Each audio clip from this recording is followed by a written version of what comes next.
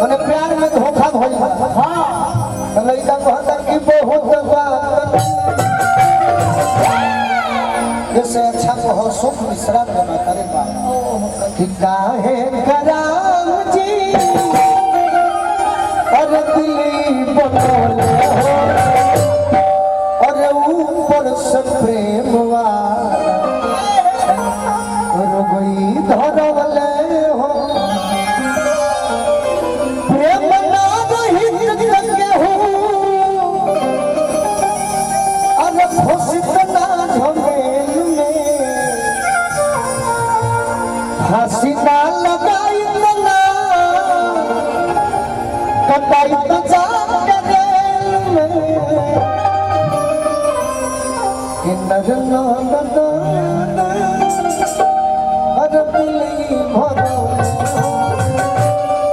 पवन सिंह कहल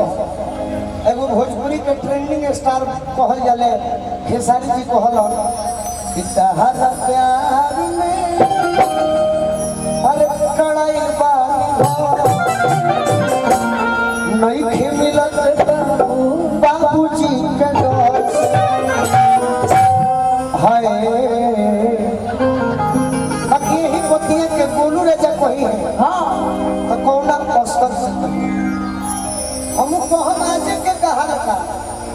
बाकी तनी मनी उलूरा सबके बुझाई दो कि गोलू राजा घी बेचता डालडा में भले पूरी छना था 150 किलो रुपए भई बताइए का बना पूरी बना तो डालडा में मार बाकी कोतनो डालडा में हमने के खाता नहीं जा। हाँ घी पतीनों पतीन बढ़ते जाता। तो देखिए थोड़ा please sit down for this my song because you are dancer और I am graduated student not singer you are my servant. बैठ भाव में बैठे बाकी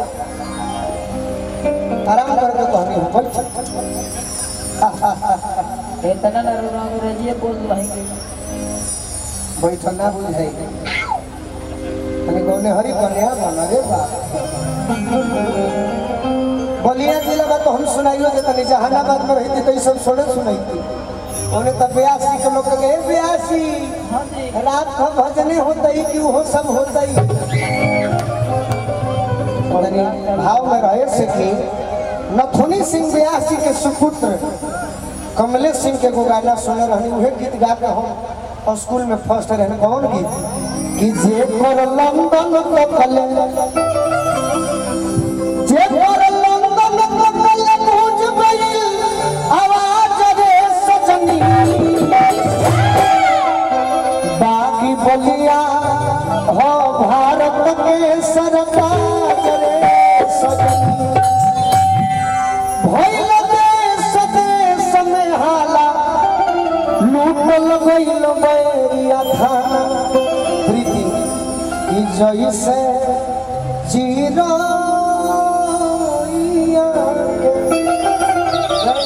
झपट ललस बाज रे सजनी बागी बलिया हो भारत के सरताज रे सजनी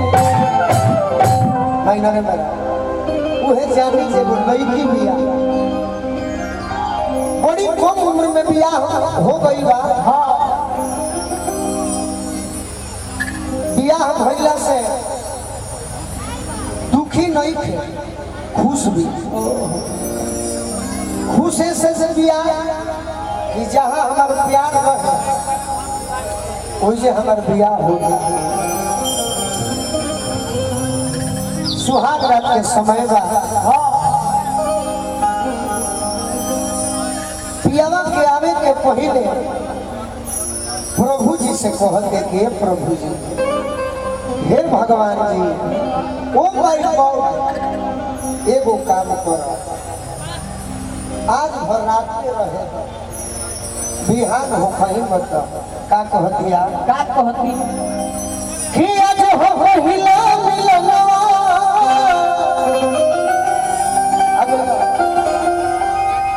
मिलल सजनी के सजना हमार अंगे अंग गुलाब हथवा दे तनी भाव दे नियन खिलल बाबा सुनी गीत ऐसा जे सभनी के याद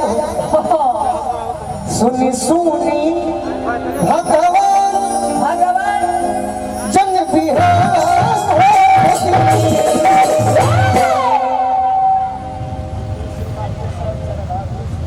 सराय भारती से मुकेश सिंह मास्टर साहब बनी आशीर्वाद दिले बनी बार बार प्रणाम करो आशीर्वाद के प्रतीक्षा बा कि सुनी सुनी भगवान